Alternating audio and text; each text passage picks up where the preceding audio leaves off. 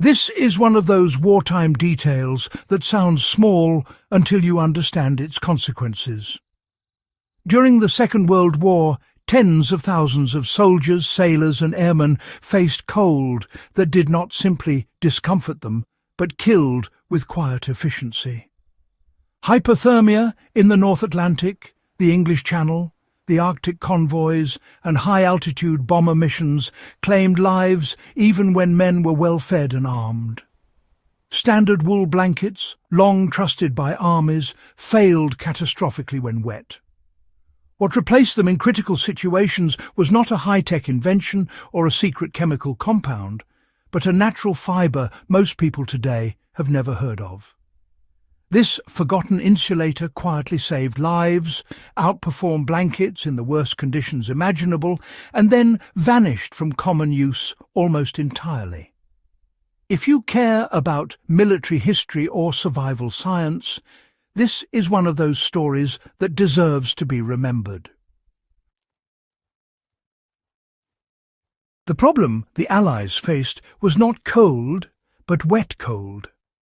Military planners understood insulation in dry environments fairly well by the 1930s. Wool traps air, air resists heat transfer, and thick layers slow heat loss. The problem appears when water enters the equation. Wool absorbs moisture readily. Once soaked, the air pockets collapse, heat transfer accelerates, and evaporation actively strips warmth from the body. In naval warfare and air-sea rescue, this was fatal. Sailors, pulled from freezing water wrapped in blankets, often died anyway because the blankets held moisture against the skin. The same problem occurred in bomber crews, ditching at sea, or infantry crossing rivers in winter campaigns. Kapok solved this problem in a way wool never could. Kapok is a natural fibre harvested from the seed pods of the kapok tree, native to tropical regions. Each fibre is hollow, waxy and naturally water-resistant. Unlike wool, kapok does not absorb water. It repels it. Those hollow fibres trap air even when submerged, maintaining insulation where blankets completely fail. In laboratory testing and real-world use, kapok retained buoyancy and thermal resistance after prolonged exposure to water. This single property made it invaluable in wartime conditions where immersion was likely. The military application of kapok changed survival odds dramatically. During WWII, kapok became the standard filling for Allied life jackets, immersion suits and cold-weather flotation gear. Down feathers were avoided because they lost loft when wet. Wool was unreliable. Synthetic alternatives were not yet mature. Kapok offered insulation, buoyancy and resistance to rot and mildew. Airmen who ditched in the North Sea wearing kapok-filled life vests survived significantly longer than those relying on blankets alone once rescued. In naval rescues, kapok padding reduced heat loss during the critical transition from water to deck, buying precious time before proper warming procedures could begin.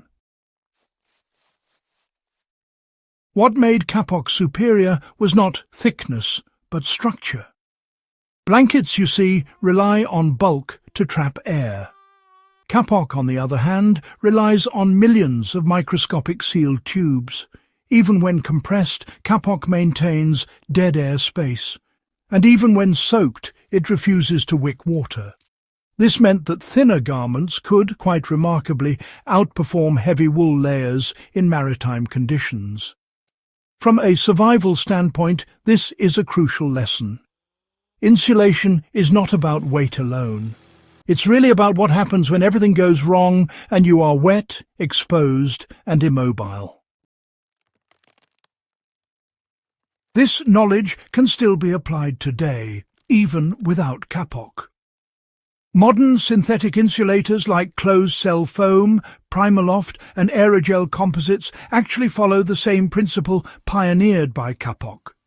They trap air in sealed or semi-sealed structures that resist collapse when wet.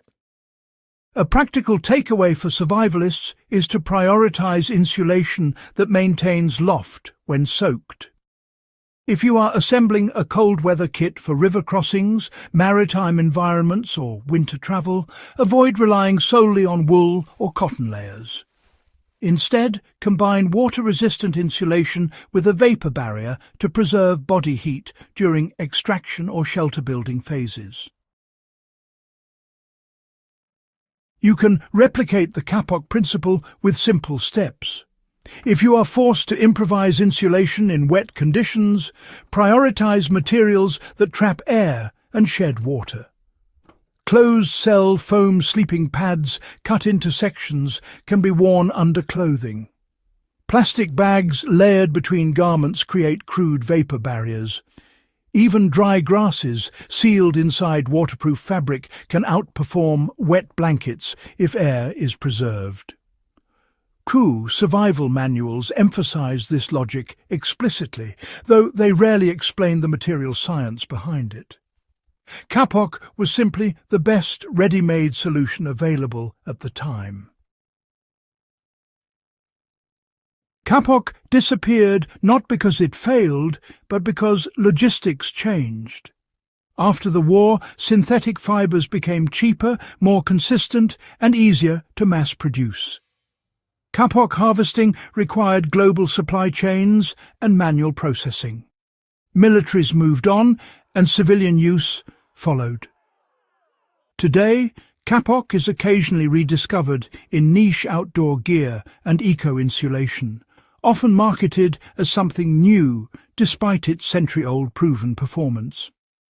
The irony is that one of the most effective insulators ever deployed in combat is now largely forgotten outside archival documents. The deeper lesson here is how often survival knowledge gets lost between generations. WWII forced rapid experimentation under lethal conditions. Solutions like Kapok were adopted because they worked, not because they were elegant or modern. When the crisis ended, so did the urgency to remember why those choices mattered. For historians and survivalists alike, revisiting these details is not nostalgia. It is practical education. The environment does not care about trends. Water, wind, and cold still behave exactly as they did in 1942. If you value this kind of grounded, evidence-based history that connects the past directly to real-world survival, make sure you subscribe to Iron Age Instincts. Share this with anyone who still believes insulation is just about thickness.